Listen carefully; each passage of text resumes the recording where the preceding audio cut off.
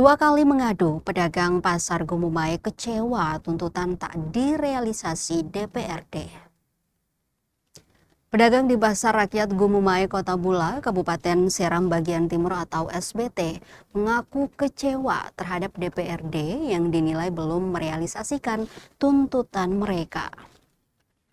Kekecewaan ini muncul setelah pedagang dua kali mendatangi kantor DPRD untuk menyampaikan aspirasi terkait kondisi pasar yang semakin sepi.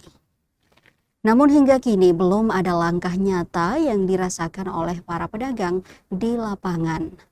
Memalan, salah satu pedagang mengatakan bahwa DPRD sebelumnya telah menyatakan setuju dengan tuntutan pedagang.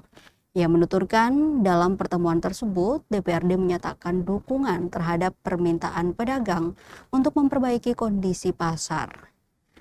Menurut Memalan, sikap tersebut membuat pedagang merasa aspirasi mereka tidak ditindaklanjuti secara serius. Ia juga menilai perhatian terhadap kondisi pasar masih sangat minim dari pihak terkait.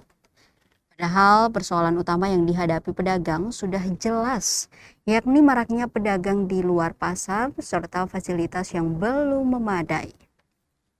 Ia berharap DPRD bersama pemerintah daerah segera mengambil langkah konkret agar aktivitas pasar kembali normal.